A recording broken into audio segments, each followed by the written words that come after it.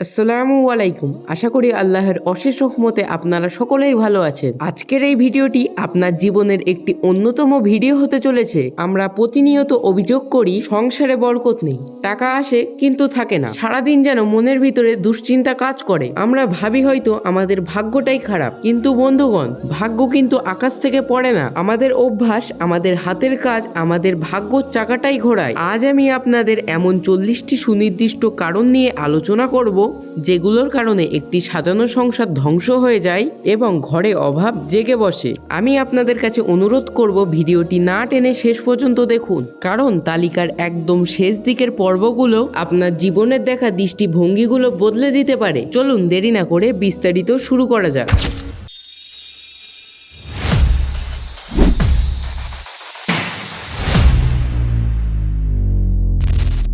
প্রথম হলো ফরজ পর্যন্ত ঘুমানো। দিনের শুরুটা যার অলসতা দিয়ে হয় তার পুরো দিনটাই বরকতহীন হয়ে যায়। হাদিসে এসেছে, আল্লাহ রাব্বুল আলামিন তার বান্দাদের মাঝে রিজিক বন্টন করেন। আপনি যদি সেই মহামূল্য সময় ঘুমিয়ে থাকেন, তাহলে আপনি আপনার রিজিকের সেরা অংশটুকু হারালেন। নাম্বার 2, মেহমানকে অবজ্ঞা করা। আমাদের সমাজে অনেকেই মেহমান আসলে বিরক্ত হয়। মনে রাখবেন, মেহমান সাথে করে রিজিক নিয়ে আসে আর যাওয়ার সময় নিজের ঘরের বিপদ আবার সব নিয়ে যায়। মেহমানকে হাসি মুখে বরণ না করা, এটি হলো অভাবের একটি বড় লক্ষণ। 3, সূর্যোদয় বা সূর্য অস্ত যাওয়ার সময় ঘুমানো। এই দুই সন্ধিক্ষণ অত্যন্ত গুরুত্বপূর্ণ। এই সময় ঘুমানো শরীরের জন্য যেমন ক্ষতিকর, তেমনি এটি মানুষের স্মৃতিশক্তি কমিয়ে দেয় এবং ঘরে দারিদ্র্য নিয়ে আসে। 4, দাঁড়িয়ে প্রস্রাব করা। এটি যেমন অস্বাস্থ্যকর, তেমনি এটি একটি নোংরা অভ্যাস। যে ঘরে পবিত্রতা বজায় থাকে না, সে ঘরে আল্লাহর রহমত প্রবেশ করে না। এটি সরাসরি দারিদ্র্যকে দাওয়াত দেওয়ার সমান। 5, উলঙ্গভাবে ঘুমানো বা গোসল করা। অনেকে এটাকে আধুনিকতা ভাবেন। পর্দা শুধু মানুষের সামনে নয়, নির্জনেও জরুরি। ফেরেশতারা লজ্জাশীলতা পছন্দ করেন। নির্লজ্জতা ঘর থেকে রহমতের ফেরেশতাকে দূর করে দেয়। 6, দাঁত দিয়ে নখ কাটা। এটি একটি বদ অভ্যাস। চিকিৎসা বিজ্ঞান বলে এতে পেটে কৃমি হয়, আর আমাদের মুরব্বীরা বলতো এটা সরাসরি অভাবের আলামত। 7, ভাঙা চিরুনি ব্যবহার করা। আপনার মাথার চুল আঁচড়ানো চিরুনিটা যদি ভাঙা থাকে, তবে তা দ্রুত বদলে ফেলুন। ভাঙা বা অপরিচ্ছন্ন জিনিস ব্যবহার করলে মানুষের মনে দারিদ্রতা ভাব তৈরি হয়। 8, ঘরে মাকড়সার জাল জমতে দেওয়া। মাকড়সার জাল মানেই হলো অযত্নতা আর অলসতা। যে ঘরে মাকড়সার জাল থাকে, বোঝা যায় সেই ঘরের মানুষেরা পরিষ্কার পরিচ্ছন্ন নয়, আর শয়তান অপরিচ্ছন্ন জায়গায় থাকতে পছন্দ করে।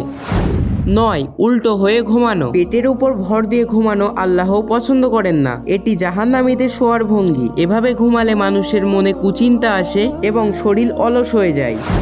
10, অগোছালো ঘর। আপনি কি লক্ষ্য করেছেন, ঘর অগোছালো থাকলে মেজাজ খিটখিটে থাকে। যেখানে মানসিক শান্তি নেই, সেখানে বরকত টিকে থাকতে পারে না। প্রতিদিন অন্তত 10 মিনিট দিন ঘর গোছানোর জন্য।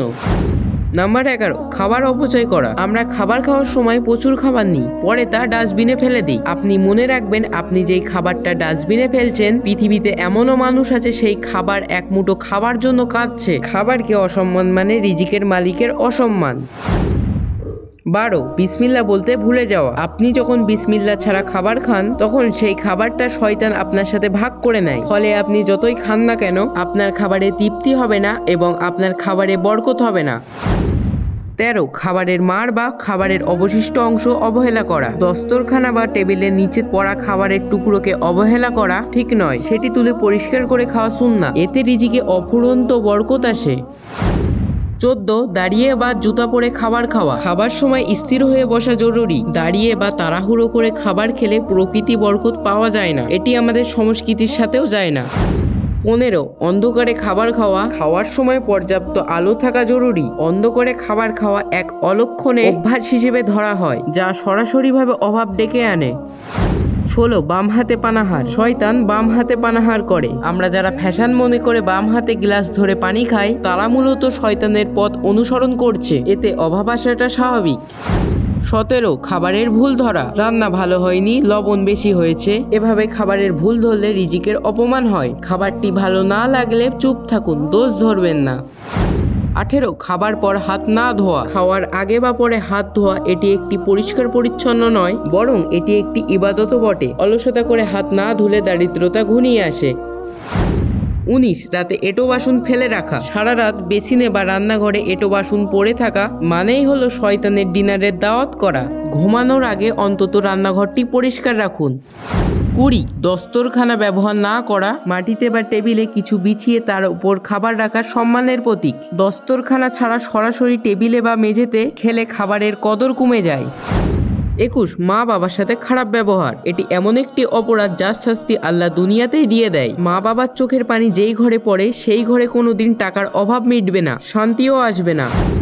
22 স্ত্রীকে কষ্ট দেওয়া। বাড়ির স্ত্রী যদি মন খারাপ করে থাকে বা তার উপরে জুলুম করা হয় তবে নিশ্চিত সেই সংসারে অভাবের আগুন জ্বলবে। স্ত্রী হলো ঘরের লক্ষ্মী বা সম্মানের উৎস, তাকে সম্মান করুন। 23 আত্মীয়তার সম্পর্ক ছিন্ন করা। অনেকে সামান্য কারণে ভাই বোন আত্মীয়র সাথে সম্পর্ক নষ্ট করে দেয়। মনে রাখবেন, যারা রক্তের সম্পর্ক ছিন্ন করে আল্লাহ তাদের রিজিকের দরজা বন্ধ করে দেয়।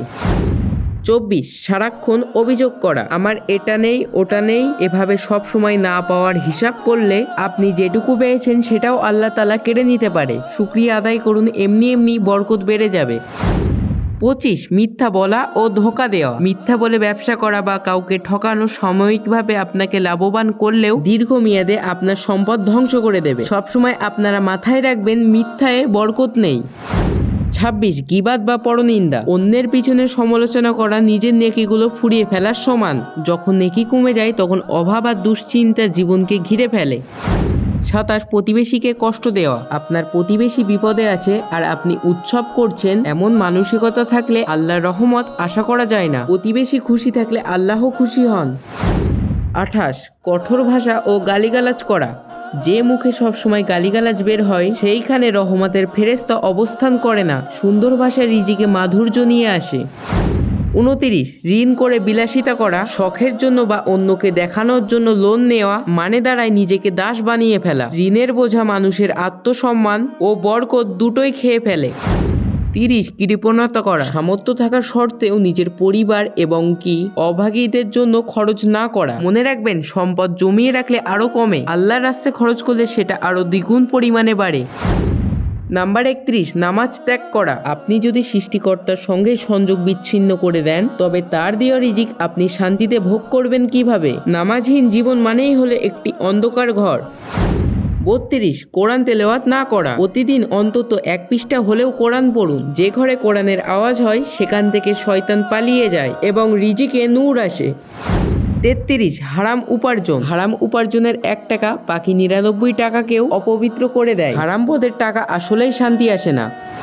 34 ইস্তেগফার না করা। আমরা মানুষ, আমরা ভুল করি, কিন্তু তওবা না করাটা সব থেকে বড় ভুল। বারবার আস্তাগফিরুল্লাহ পড়লে অভাবের মেঘ কেটে যায় এবং রহমতের বৃষ্টি নামে। 35 জাকাত ফাঁকি দেওয়া। আপনার সম্পত্তি 2.5% গরিবের হক। এটা না দেওয়া মানে হলো অন্যের টাকা পকেটে রাখা। এই ভুলটি আপনার পুরো সম্পদকে ধ্বংস করে দেবে। 36 অশ্লীলতা বা গান বাজনা। ঘরকে সিনেমা হল বানিয়ে ফেললে সেখানে আধ্যাত্মিক শান্তি থাকে না। অশ্লীলতা ঘর থেকে লজ্জা ও বরকত দুটোই কেড়ে নেয়।